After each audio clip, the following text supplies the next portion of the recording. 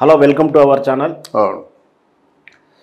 Telugu cinema ఇండస్ట్రీలో cinema release కాగానే ఈ సినిమా ఫలానా సినిమా కాపీ, ఫలానా సినిమా లైన్ సేమ్ అలాగే ఉంటుంది అంటూ ప్రేక్షకులు సినిమా చూసిన సినీ అభిమానులు అనుకోవడం ఒక ఎత్తు అయితే, ఇది కాస్త కొన్ని సందర్భంలో వివాదాలకు వెళ్ళడం కానీ, కాపీ రైట్స్కి వెళ్ళడం కానీ, అంతవరకు ఉన్నటువంటి స్నేహపూర్వకంగా ఉన్నటువంటి దర్శకులు నిర్మాతల మధ్య వివాదాలు రావడం ఇవన్నీ మనకు కొన్ని వినే ఉంటుంటాం. సో ఇలాంటివి ఏమైనా వచ్చినాయో వాటి ఒకసారి పూర్తి వివరాలు తెలుసుకుందాం. మనతో పాటు ఇమ్మండి రామారావు గారు ఉన్నారు, ఆయనతో అడిగి పూర్తి వివరాలు తెలుసుకుందాం. నమస్కారం సార్. నమస్తే.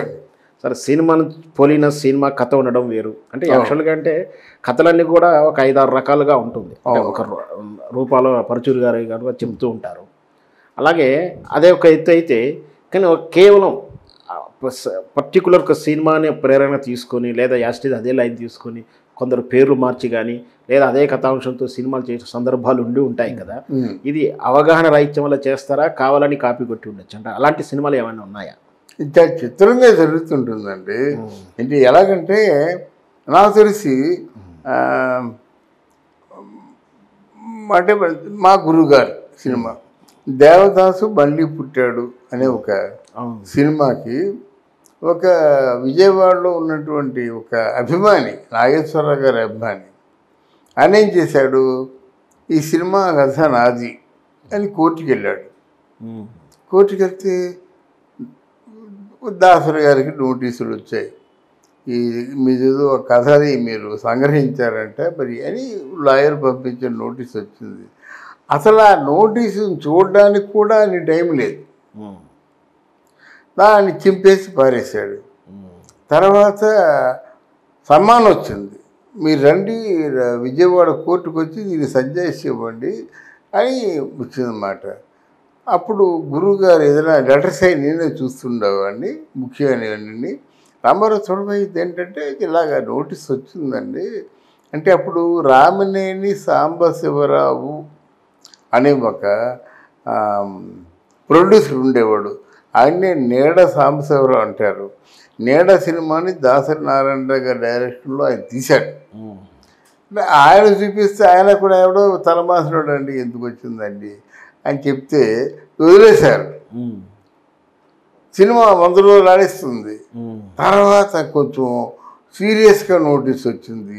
ఈ నోటీస్కి మీరు 15 రోజుల్లోగా సమాధానం చెప్పినట్టయితే ప్రాసిక్యూట్ చేస్తామని, అంటే అరెస్ట్ చేయబోతాం అన్నట్టు.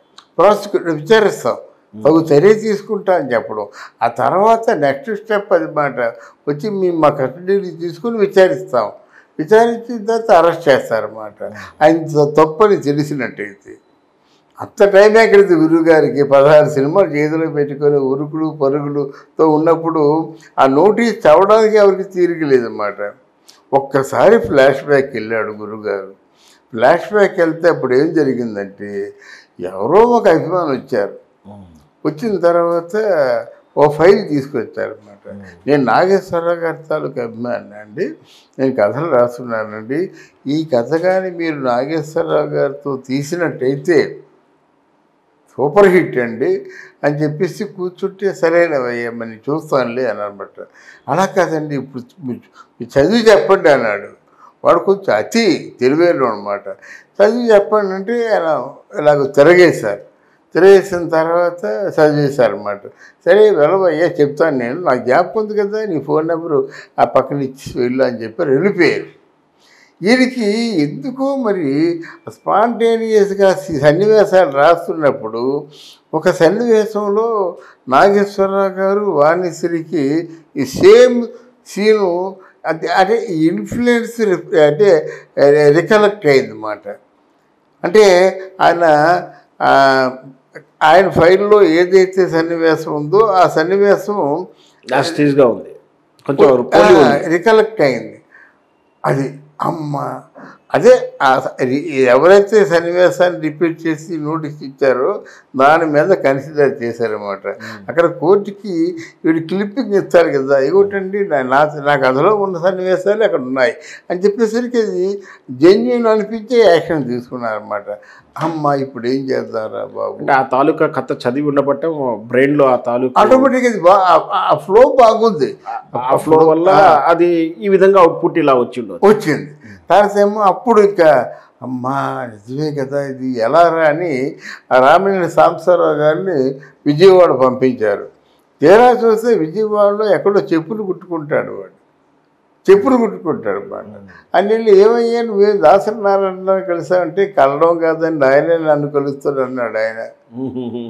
ఆయన కలవడం ఏంటా? లేదండి మరి కథ ఇచ్చాను, కథ కాపీ కొట్టేశాను అనమాట.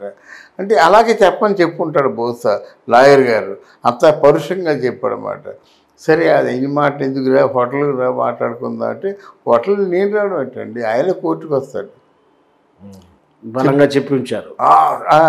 చెప్పండి చెప్పరప్పుడు నువ్వేమనుకుంటున్నావు అంటే సినిమా 100 రోజులు ఆడిందండి, కథకి ఎంత ఇస్తారో చెప్పండి అంటే కథకి ఎంత ఇస్తారంటే కథకి 2000 ఎంతో 3000 తీసుకో, అంతకంటే ఏముంది కదా, పత్రికలో పడిన అంతే కదా. 1 అవర్ పడితే ఇప్పుడు 5000 రూపాయలు తీసుకోవాలి. ఏం లేదండి అలా మాట్లాడొద్దులేండి, ఇది మన కోర్టులో మాట్లాడుకుందాం అన్నాడు. చాలా గట్టిగా సమాధానం చెప్పాడు. ఆ తర్వాత ఏం జరిగింది? తర్వాత ఏంటంటే ఆ నోటీసుని నెగ్లెక్ట్ చేశాడు. నెగ్లెక్ట్ చేస్తే అది అలాగా రాను రాను రాను రాను రాను రాను ఎంతకైపోయిందంటే సమ్ ల్యాక్స్ అయిందండి.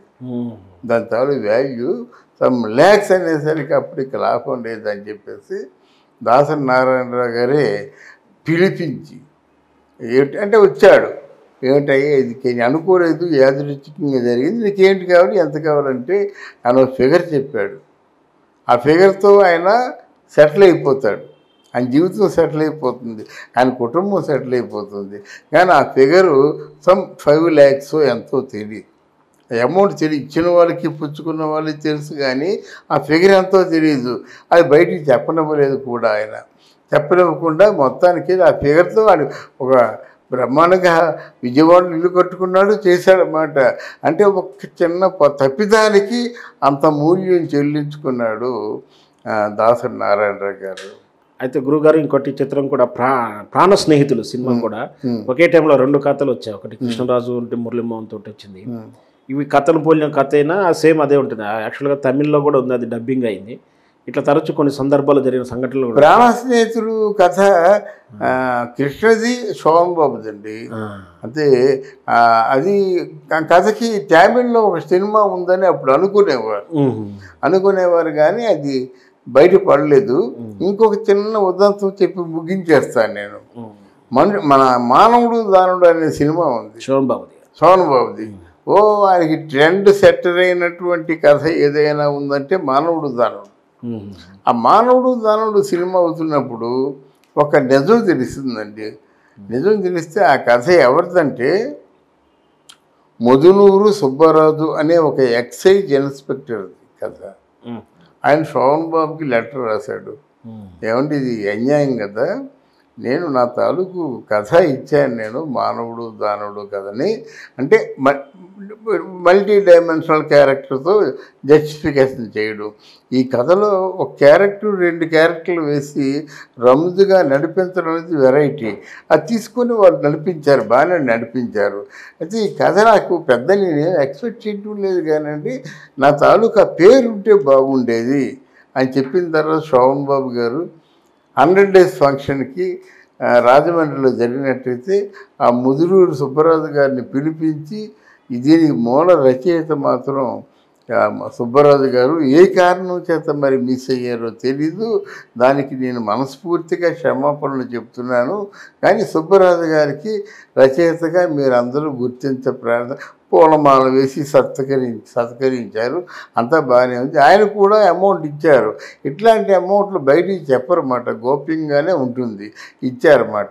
తర్వాత మానవుడు దానవుడు కథకి మూల రచయిత ఎవరంటే ఇలా ముదురూరు సుబ్బరాజు అనే పేరు మాత్రం అందరికీ స్ప్రెడ్ అయ్యిందన్నమాట. ఇలాగే గ్రంథ శౌర్యాలు ఇలాగే ఉంటాయి. Thank you. నమస్తే.